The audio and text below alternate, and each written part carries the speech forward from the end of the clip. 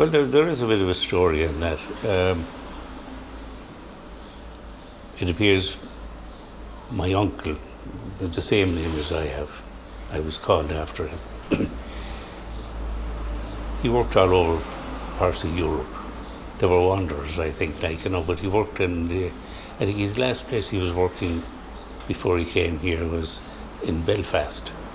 Now, there was a local man, a watchmaker as well, and he did radios in the early days, Frank Hurley. And he was looking for a watchmaker.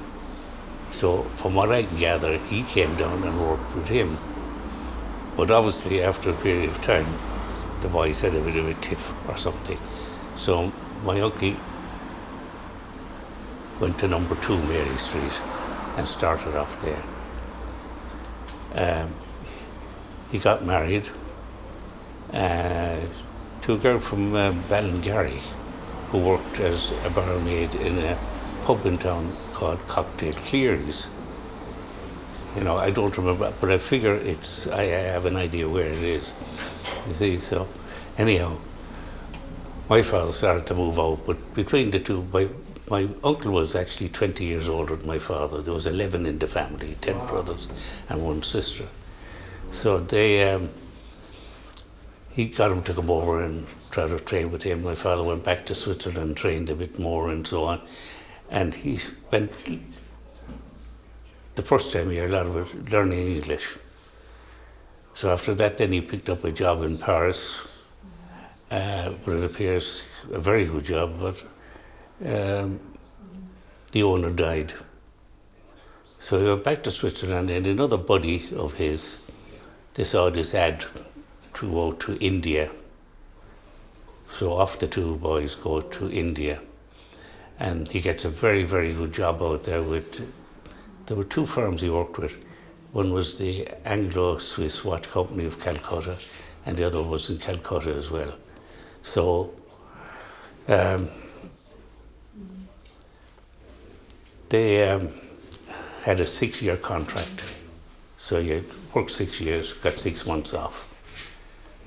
Anyhow, he met my mother in India of British parents, and they got married and so on. And of course, the lifestyle was absolutely brilliant. So in 1932, he decided it was time to move out. Things were getting hot over there. He had to go to work with a loaded pistol. And as I said, he had a very, very good job. So he came back, he was coming back to Switzerland, but in the meantime, my uncle here, they had no family. He was after having his appendix out, and the poor man was knocked down with a bicycle. So his wife wrote to my father, any chance you'll come back again, and maybe. So their plans, it seems, my mother and father, was to go to America. But he came back here, and he loved it here so much before. He never went back to Switzerland after that. So never. He's set here then? He's buried here, the 2 are buried here. Okay. And why do they like Dungarvan? I don't really know, but obviously he did like it. He liked being near the sea, and so a real haunt of ours when we were kids was always cycle out to Ballyvoyle.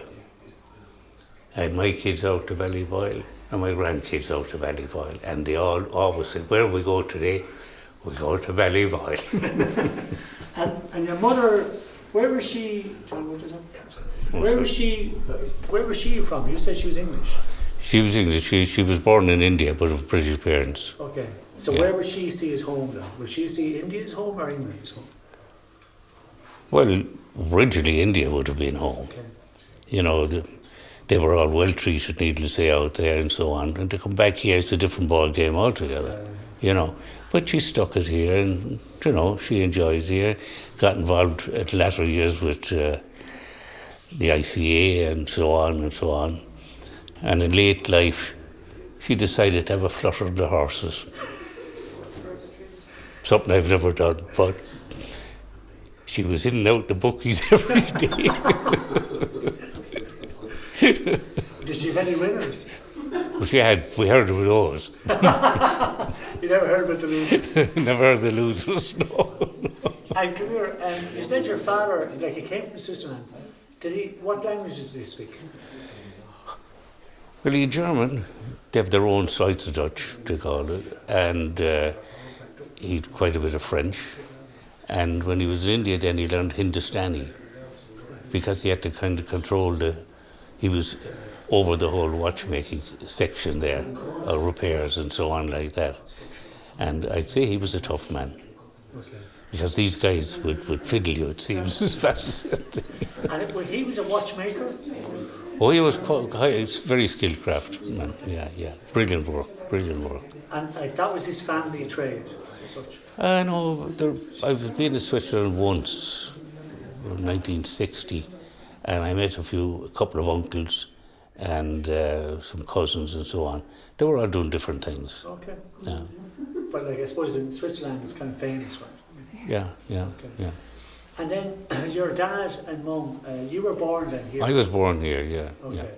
And where were you living then at that stage? We lived over the shop there. All right. That's where I was born. So you knew the square then growing up, that was your playground? Oh, I did, yeah. In 1939 then my father bought this place. Okay. And what was your memory of Dungarvan when you were a child? What was your... Well, it's like this. I've been in a lot of places around the world, and I'd still come back here anytime. I know, but as a child running around, what was your first memory of it? What was it like? Any shops that you like going into? Oh, there used to be shops, yeah. One in particular was, as we know her, as Maggie Dalton. She's a little shop halfway up the street here, and she had sweets and balloons, bangers, and all Mickey small toys and stuff. So it was always up to Maggie Dalton's. And do you remember the fair there on Wednesdays or whatever it was? Oh, I do, yeah. I do. What was that like? Well, we always got the pigs outside us here about 5 o'clock in the morning or 4 o'clock in the morning. And I'd wake up to pig screeching outside. That was normal every month? Like. Yeah, the third Wednesday of every month was fair day. So we had an incident one time where a cow broke loose and came right into the shop. And I tell you, that was a cold sweat, because we had to turn them around and get them out without doing damage. Now, the shop was much smaller at that time, and he just was just about able to turn around and no more. But fair day was always, you got customers in, and the hawkers and so on at the same time. But there was always the dose afterwards. The council came along with the hose, and all the street had to be washed down and so on and so on. So in one sense, it's great to have a mart. You don't have this problem, you know. And do you remember any of the characters around Dungarvan in those days? You know, the people, you mentioned the hawkers there. Do you remember any other kind of characters? We had a lot of old characters that I knew. The boys that rowed the boat, if I could think of some of their names now, over to the Conager. Oh, yeah. You know, because when we were kids, what you do during the war, these remember when I was 10, 11, 12, the war was on, and there was nothing doing. I mean, we used to go and play hurling and football in the square. Every chance we got, Sundays, we'd have a match over in the square. No traffic, no nothing coming. Maybe the odd one, I think the local PP had a converted car with charcoal. But other than that, like, you saw nothing, you know. But we go over to Conager for a couple of pence, they'd row you over, spend the day over there with a couple of sandwiches and a bottle of lemonade, and come back again. And someone said to me that there was ladies used to do tea out there. Wait, pardon? Some ladies used to do tea, you can get a cup of tea out there and stuff like that. Well, in the Conager? Do you hear that? I don't remember that now. Okay. I don't remember that one. And you'd go swimming out there? Oh, we go swimming, yeah. Go down to the sandhill. Okay. Spend the day jumping off the sandhill and doing all sorts of things, you know, swimming and picking up cockles and mussels and stuff like that, you know. And then when you were a child, then what school did you go to? I went to the Brothers first and then the Friary. Okay. And was there a reason why you went from one to the other, or was that the normal? Yeah, because I found in the Brothers everything was true Irish. And having parents that knew nothing about Irish, I made it, it's a very sore point with me. That everything's true Irish. Because I had nobody to back up. Like others had parents that could help and so, but they couldn't help because they understood nothing of, you know. Whereas the Friars didn't. It was English. Okay. So when the CBS, was everything true Irish? At that time, yeah, you learned Greek and algebra and the whole lot through Irish. Oh my God. No. And then when you went to the Friary then, did you do your Leaving Cert? I didn't, no. Okay. So did you do an Inter-Cert? I did, yeah. And then after that, did you go work for your father? Mm. Okay. Well, he felt at that time, I still think it was maybe the wrong thing. It's one of the regrets of my life. But in those days, there was no work. As I said to Kieran earlier on there, I happened to go to a brother just a little younger than me in Canada, and I was invited over. He was getting married. We got married young, but I knew more lads over there in Canada than I knew at home. And there's another group of my friends then that went to England, and there's only actually one of those left now, one lad. But so emigration was very normal. Yeah, so you had a job and a chance of getting into a business, and I liked it and I enjoyed it. And you didn't find it too difficult working for your father then? Very strict man. Okay. Very strict man. He said 9 o'clock work, 1 minute passed and I got a scolding. You know, you could see the continental, the way work they, ethic. yeah. Okay. You know.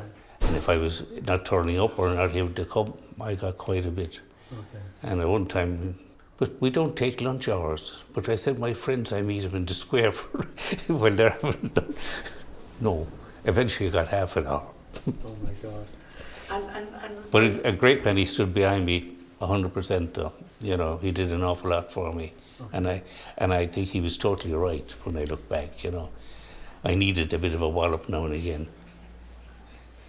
And did you, did you find that strange, the fact that your parents weren't from here? Do you know what I mean? All your friends would be... The strange part I found about that was that I had to start finding my own friends, because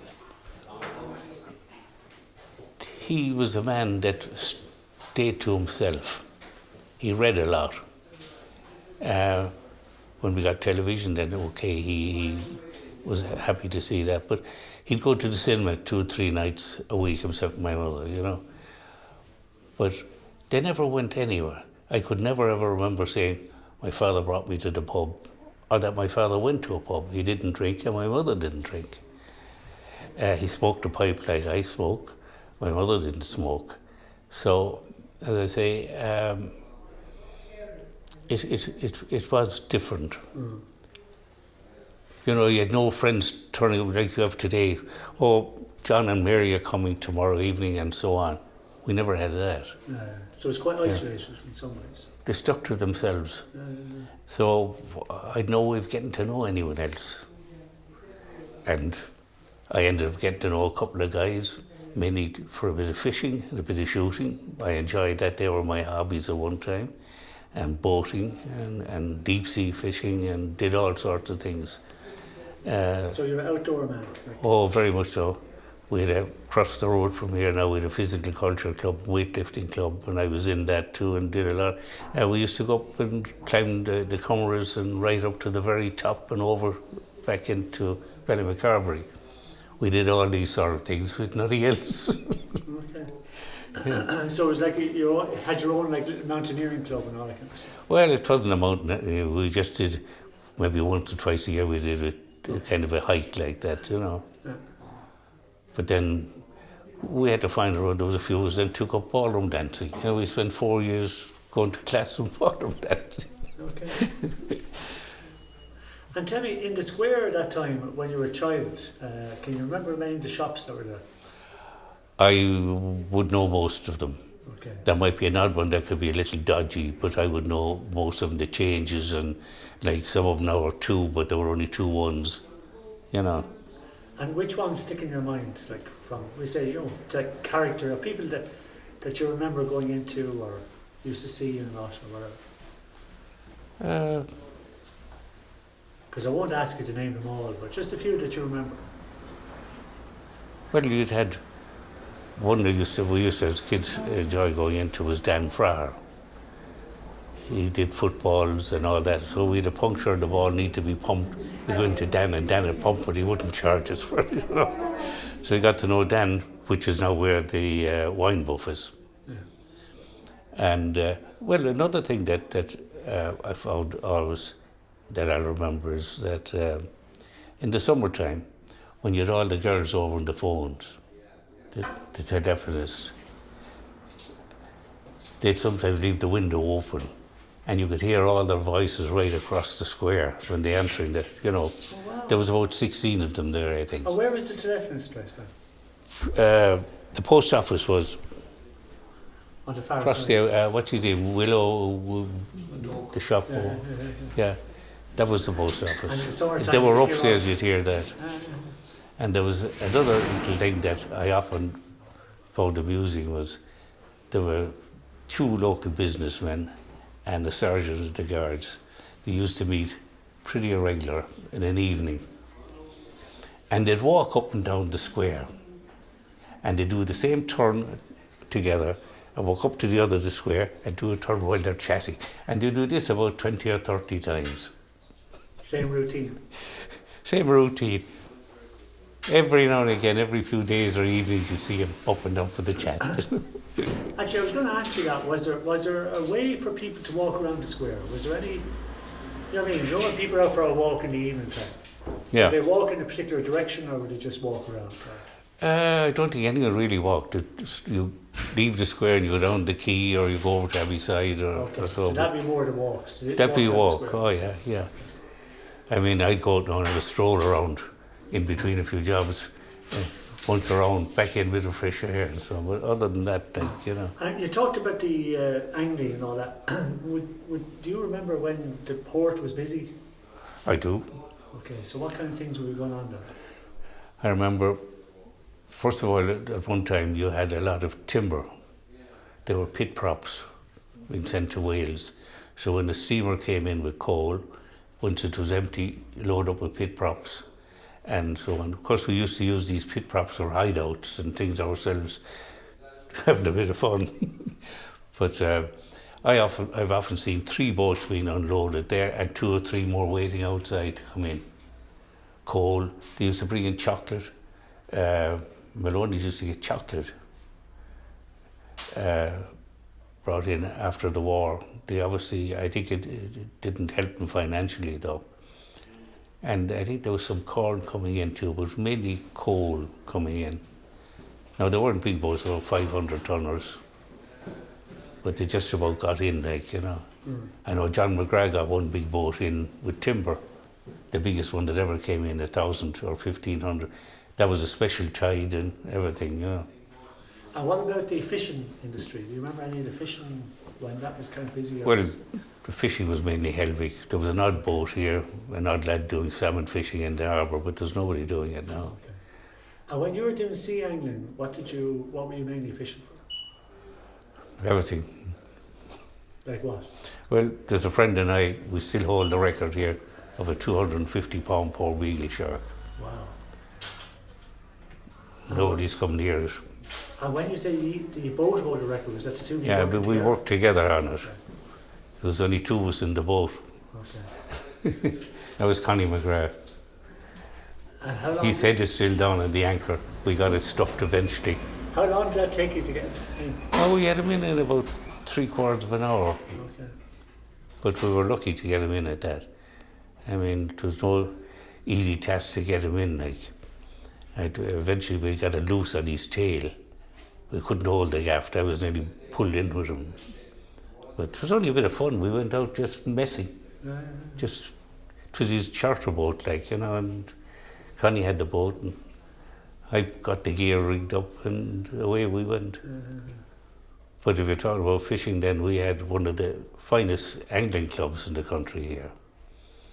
And we held some of the biggest events, like, And that was sea angling, was it? That was sea angling, yeah. We've had up to 20 boats out, 21 boats. When we used to have the Pfizer, when they sponsored us, you'd have 2-day ground fishing and 1-day compulsory shark fishing. Okay. And it took a lot of organising to get that, but we did it. And Joe, when you were young, do you remember going into, we said, a leather factory or into the co-op or anything like that? Oh yeah. What, would you have to go in for work or anything like that? Or would you No, go in and look. just for a go? For a gawk. Yeah. And what was your impression of the places? Well, it was very smelly, needless to say. It's totally different to what it is now. There's some narrow roads, have vanished, and so on. You couldn't drive fully around at the edges. We tried it one time, and I think I got every handle in the car nearly blown off, being daredevils, but it was an eyesore. And the biggest problem there was when they had tanks, when they washed all the skins, and the tanks, you had all this gooey stuff coming out. Well, they were supposed to leave that off with the tide going out, but in that case it was never done. And I know I had a couple of handy little boats myself. The ropes were filthy, or everything, steps were filthy with this. You could kill yourself on it. So it was the best thing in the world that it did vanish.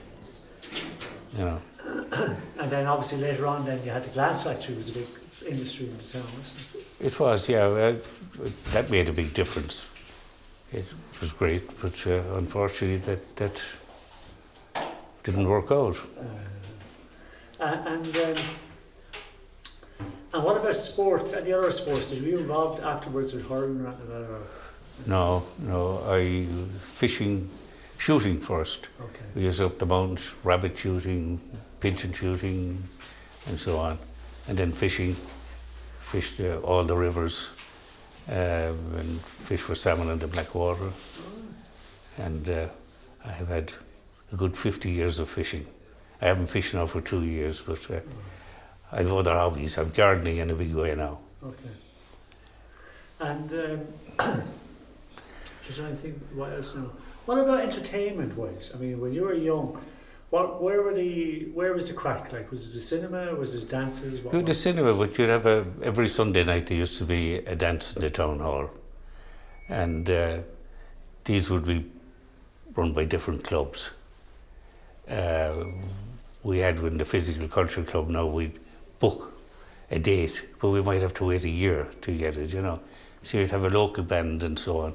So that would be that. But we were lucky enough to have an old banger of a car between a few of us, and we'd go over to Youghal, or we'd go to Clonmel, or down to Waterford. For a bit of crack. Oh yeah. And what was just, we say when you were young now, what kind of pubs would you go to when you were young? I didn't drink. All right, okay. I was 32 before I had my first drink. All right. And was that because of your father's kind of discipline? No, I just didn't. All my friends drank. Okay. Every one of them. We brought a gang of them home from Youghal one night, and every one of them. So you were very popular because you drove the car. Well, there was no problem in those days. Well, that's true, yeah. You have to drive over to Youghal then with the old bridge. You remember that? Where they had a barrel and you had to go zigzag over the God, yeah, up the way up. Yeah. And so you didn't drink at all. And was that? Did your friends find that strange?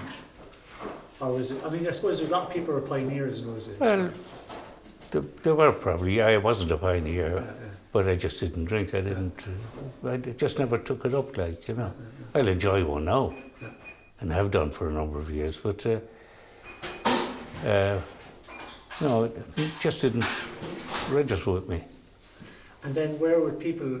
I mean, apart from the dances, then and the cinema, was there any other crack for young people wherever they meet, boys and girls and all that kind of crack?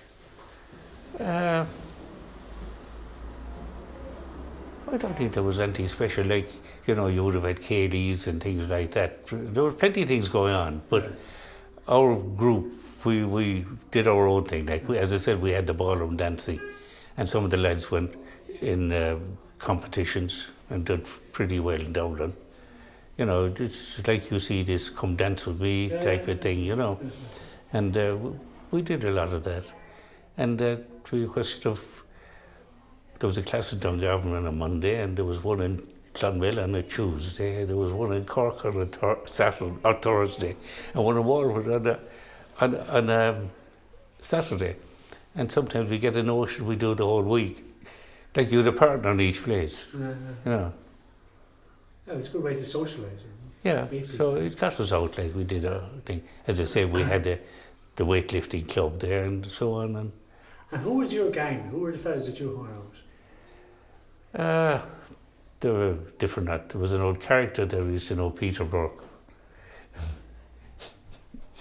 He was a painter, but I'm afraid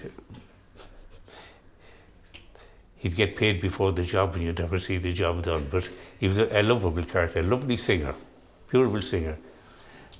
And anytime we used to have foreigners coming in fishing, we used to have a lot of foreigners coming in, Dutch and German. And if Peter was the tick, he'd be drinking for a whole week, free of charge, you know. And another character was Penny Keneally, the old Professor Penny. A brilliant lad, very crafty, skilled pair of hands. You should see the model boats he built and a lot of other things. But there's just a couple of, there's plenty others, but there two would be called characters, you know.